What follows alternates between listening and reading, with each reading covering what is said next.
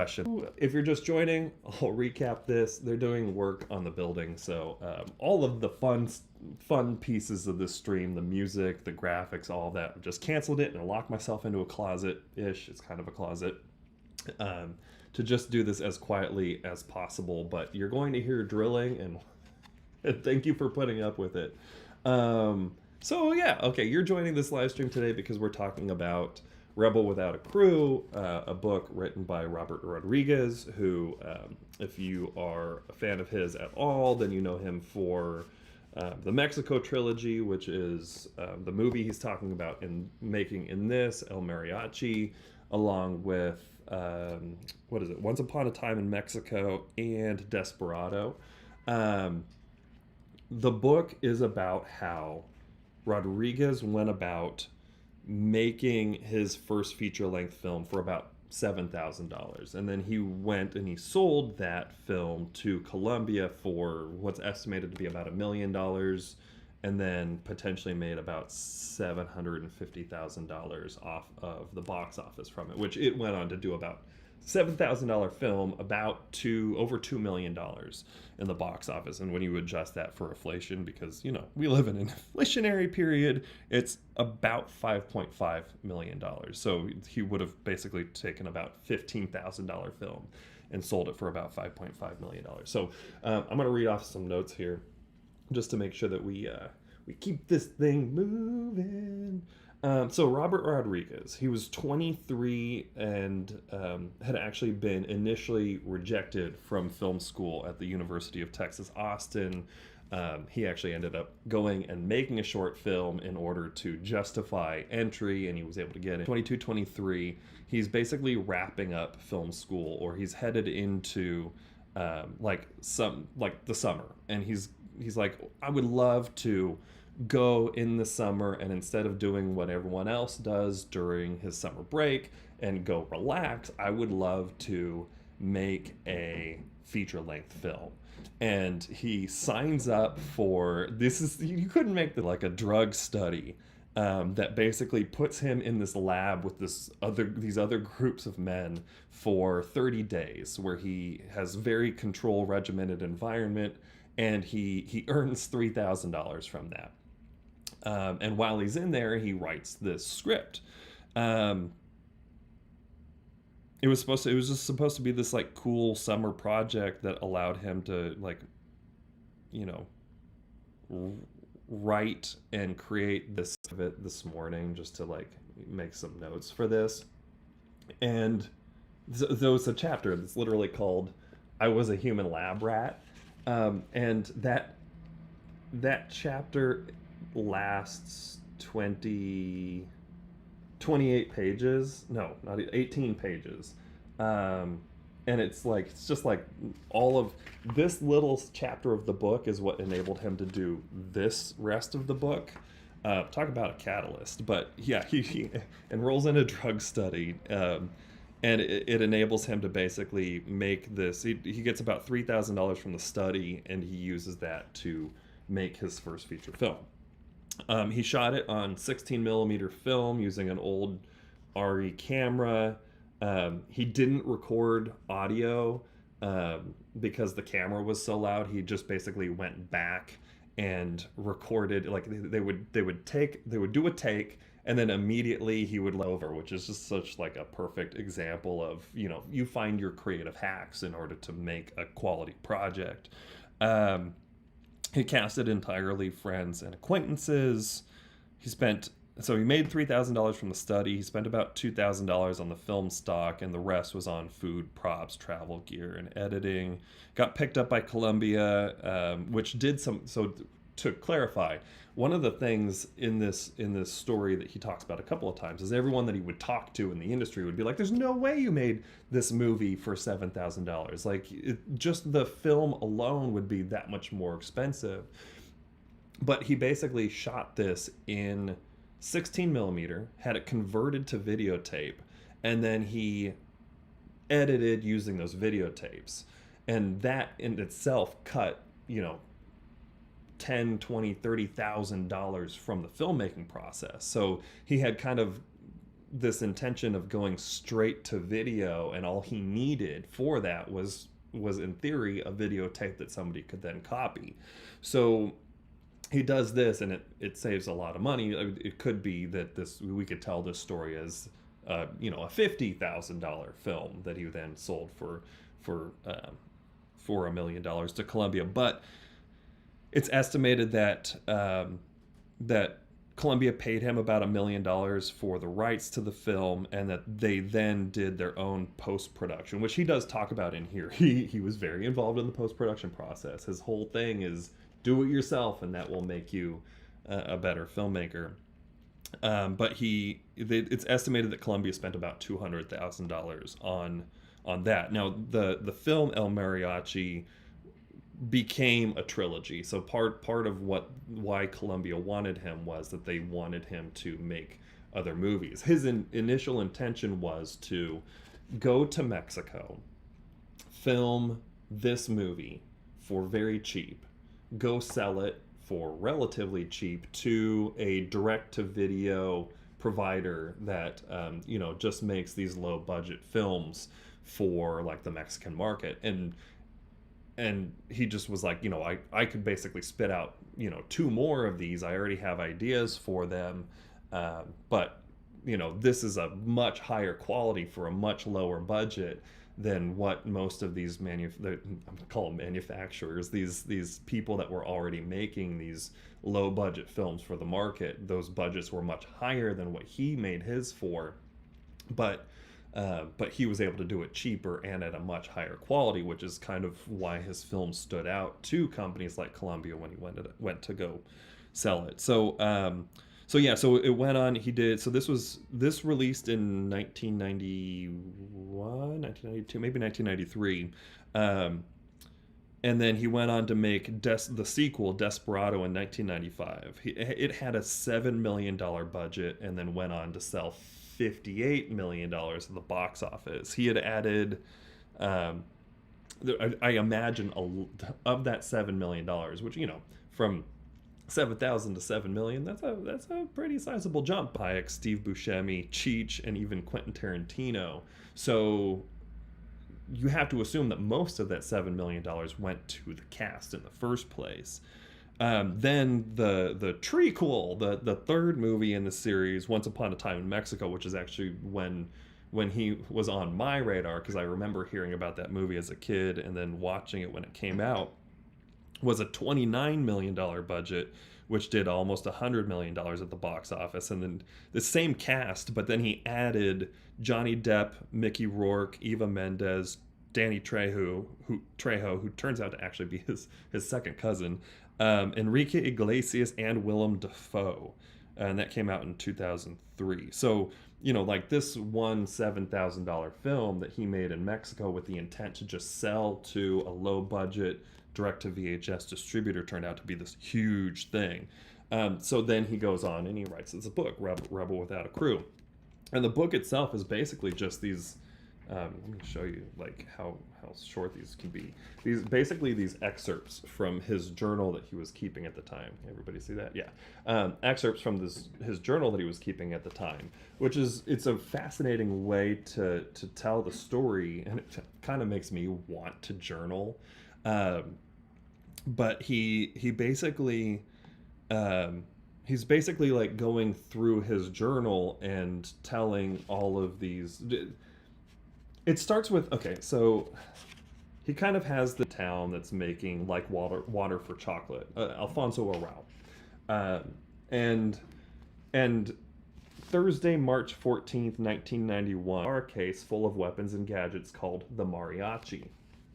And so Thursday, March 14th, 1991, it's just like a passing glance mention in his journal, which then turns into him, deciding to make the movie, finding his budget structure, getting his money through a lab, going to LA to try to sell it to one of these lower budget Mexican distributors. And then how he kind of almost gets somewhat rejected from that. Like he almost can't sell it, but he does show it to basically anybody who will watch it, and through that he gets representation. The representation finds him the right people, and then you fast forward to Friday, February 26th, 1993. So we're talking 2 years later, and the film has its life. So yeah, so I will read that, but let me just talk about, because obviously my channel is more about the business side of filmmaking, and I want to talk about how much of this book is filmmaking versus how much of this book is Hollywood BS. So the actual 1 and 55. So 41 and 55. And the reason I'm doing this is it kind of illustrates how much of the business side of Hollywood becomes your life, even when business, and how much business you need to know in order to do that. So 41 to 55, literally 14 pages, is the production of this film. First shooting day was July 31st, 1991, and he wrapped August 20th, 1991. So he shot it in 20 days. And he basically had co-opted this entire town in Mexico. The mayor, the police, the locals, frustrating for him. The post-production, again, talking about the context of what it takes to do this versus that's the editing of the film. That's the Hollywood BS. So he finishes post-production. He heads into LA with his buddy. They want to go try to sell this direct to video for a company that's going to distribute it into the LATAM, the Latin American market. And he almost does sell it. There's a company that's interested, and they've offered him $25,000, and it seems like that's the best offer he can get. So he kind of dejectedly heads back to Austin, and they're going to send him the paperwork, and they never send him the paperwork really, which ends up being a really good thing for him, because through the connections he's made, evidently sold it for just $25,000. So it changed his life, but it took 2 years. 2 years after the completion of the distribution, the recut, the edit, the upscaling to 35 millimeter for theaters, the theater tour, the film festival circuit. All of that took basically another 2 years after the film was done. And then again, so pages 91 through 191, so exactly 100 pages is Hollywood BS, just navigating the drama of Hollywood. And there are 2 bonus sections in the book that are super useful. One of them is he does a 10-minute film school that just talks about how to cut out all of the crap and just do this yourself. And then he just, for context, Arachi, which is formatted wrong, and yeah, I mean, he actually talks about that. He's like, oh, my script was super short, and I didn't know why. And if he had tried to sell the script to Hollywood, people would have laughed him out of the room, because none of it was even formatted correctly. People would have looked at it and been like, this guy has no idea what he's doing. But then he goes and he makes a movie, and now they care. Okay, so let me go back to these excerpts. So I just read, March 14th, 1991, he says, I began thinking of an old story idea I've had for a few years of a man with a guitar case full of weapons and gadgets called El Mariachi, the Mariachi. So he hadn't even decided to do it in Spanish yet. Then you fast forward to Friday, February 26th, 1993, and I'll read you this. This is basically the day that he views his life had completely changed. Today I woke up and experienced a day to end all days. There are the kinds of days you start a diary for in the first place. If I ever have a day like this again, it would be all right. If I ever had a day like this again, it would be all right, because now it's in the diary and I'll never forget it. Show taping. On the way, I read 2 really good reviews for the movie in the New York Times and the New York Post. El Mariachi opened in 90 theaters today across the country.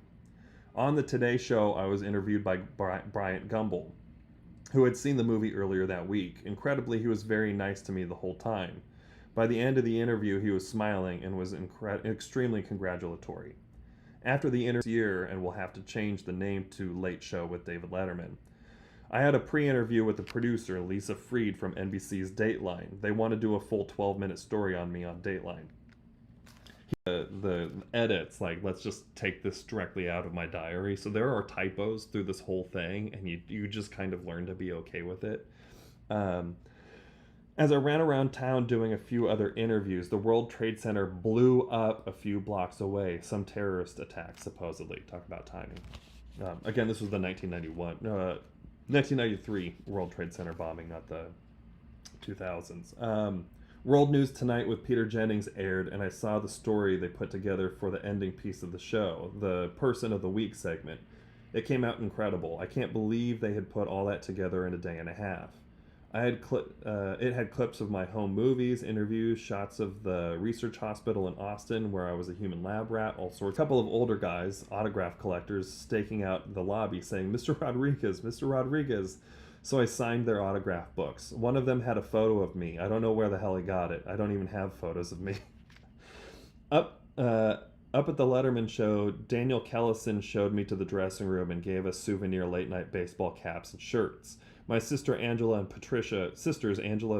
Patricia got tickets for tonight's show and had presents waiting for me in the dressing room.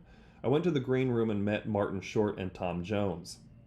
I almost got bumped from the show because Tom Jones was going to sing another song unplanned. No one knew how to get him off set until finally, during the commercial break, Letterman said to the microphone, "Somebody get Tom a cab so he could go home." Tom got the hint and got off stage. Daniel Kellison gave me the questions David Letterman was going to ask. Maybe. He told me the realities of the show, being that since this is essentially a comedy show, they have to focus on the comedic aspects of my story. That's why he pre-interviews me, selects the funniest stories, makes questions for David to ask, and sort of lead me into the funny stories, and we go from there. He said David might stray from the questions completely, but if it looks like I might get stuck talking about something that isn't very funny, try to steer back to the funny stories. Since the show is running long, my segment is being cut from 8 minutes to 4 minutes, so Daniel told me to talk fast and remember my answers. I went out there for my little 4 minutes of fame. Letterman doesn't meet his guests beforehand, so I met him on stage. It was incredible. Paul Schaefer and his band play so loud during the commercial breaks, it's like being at a rock concert. You never get the feeling that they're playing that loud when you're watching it on TV. Everyone is pumped up throughout the show, and Letterman is a wild man, slamming the desk to the beat and pumping fake snow. There must have been a winter thing. Pumping fake snow around the set during the breaks, and it was wonderful. They must have an applause sign that lights up because the audience cheers really loudly when the guests come out. I sat down to talk and realized I was going to be all over the country on my life. I struggled to say all of my jokes on cue since we were short on time and we ran through the lines. We sounded really smart though, because David was asking questions right on about the research hospital, and Letterman and I wished Peter Marquardt, one of the stars of El Mariachi that he had met while he was in the research hospital. Wished Peter Marquardt good luck, since I told Letterman that Peter was in fact watching the show from the hospital since he's back there earning more money. Later I talked to Peter and he said everyone knew who he was at the hospital, and that all of his fellow lab rats were watching Letterman and they all cheered when we mentioned him. He said that people were coming up to him asking, "Hey," and saying, "Hey, you're that guy. What are you doing in here? Aren't you famous?" He said there was another Robert Rodriguez who was in there who said he had been getting calls recently from Rolling Stone. My family called to say they saw Peter Jennings, the Peter Jennings spot, and that it made them all cry. They said the phone's been ringing off the hook from old friends they haven't heard from in years that saw the show. I got back to the hotel room around 8 p.m. dead tired. Tomorrow I fly back to San Antonio for the screening and party. Tonight, Liz and I are just going to relax, watch the airing of the Letterman show, and order room service. As soon as I laid down, I turned on the TV, and Siskel and Ebert was just ending. They were doing a recap of the movies they had reviewed, and they said 2 thumbs up for El Mariachi. With that, I laid back in bed and said, what a day. This is a day to end all days. I can't believe it. It's gonna be all downhill from here on out. It has to be, doesn't it? So that's some really cool, context between, having an idea for a movie that you go and shoot for $7,000 to having a single day where you are in the New York Times, the New York Post, you're on Letterman, you're on the Today Show, you're talking about a special on Dateline, you do World News Tonight with Peter Jennings, and you meet Tom Jones and who else? It was Tom. Oh, the hammering's back. You meet a couple of famous people, and then, Siskel and Ebert give you 2 thumbs up. Your film opens in 90 theaters across the U.S. That's a pretty life-changing day. So yeah, it really paints that picture of like what are we doing when we're not working on films? Are we making excuses, or like can we just go out with no budget and shoot something? I mean, he had shot on a camera that people had stopped using, in a format that people had stopped using because it was what was available to him. And how is that any different than going out and trying to shoot a film on an iPhone today, or an Android phone today, or a film in 1080p because you don't have a 4K camera, with the microphone that you have versus the microphone that you want? He removes those excuses, and that's what made him successful. I don't want to. I've never really used this platform to self-promote, so I won't go super in depth on it. But my first solo film project was a documentary, and I just went out and decided to film. I bought an airplane ticket, I got into an event, I filmed the event, I got permission to use the footage, I interviewed people there. I had no idea what I was doing. I worried about the story later, but I captured it. And the net result was a feature-length documentary that went on to win a bunch of awards at film festivals. And it's like, that's really what this is, right? Is like, remove the excuses, remove the things that are preventing you from doing these things. I mean, look at some of these budget tricks. So he used food coloring and water in condoms as squibs, and when actors got shot, they would like squeeze these condoms until they burst, and that would be the blood spray.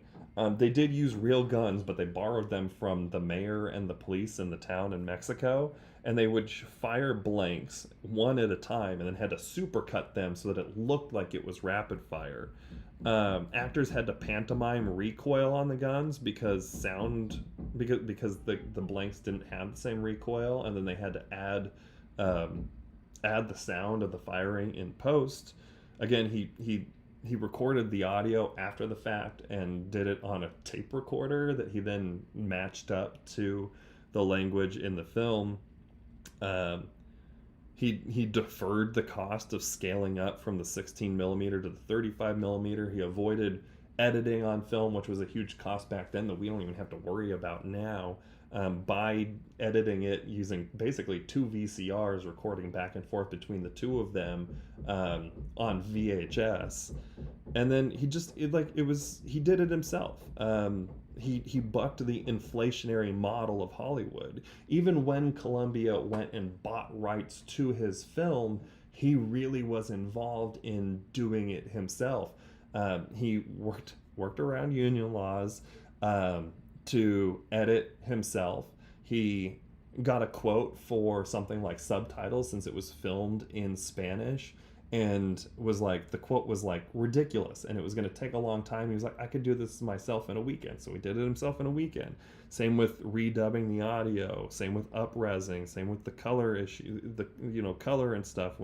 So he did what he could, and Again, it cost Columbia about $200,000 to convert this thing from his 16 millimeter print. They had to be re-edited because they weren't going to build a theater projector reel from his VHS that he did his cutting on, so they had to recut it anyway. But he did so much of it that $200,000 that they spent on it would have been double, if not triple, what it was if he wasn't there doing it for them. Um, so yeah, I mean, just if there's one takeaway other than like you have to go read it. If you haven't read it, you need to go read it. So Rebel Without a Crew by Robert Rodriguez. Every single day I was reading it, I was so hyped to go make another film project. I think that anybody who's lacking motivation should read this just to get that motivation back. If you um, I actually like intentionally slow read it because I was every day I would like be like, oh, I want to go do it again. Um, I may even go reread it for the sake of feeling that motivation, but like don't let your interest in education or your interest in finding budget hinder your ability to just go do this yourself. That's kind of my last piece of advice for this. It was an incredible book, incredibly motivating. I don't think I've read something that as a filmmaker made me feel that motivated. Um, so I would go read it even just for that. And it was written in 1992-ish, so there's a lot of it that aged poorly, but there's also a lot of it that aged really well.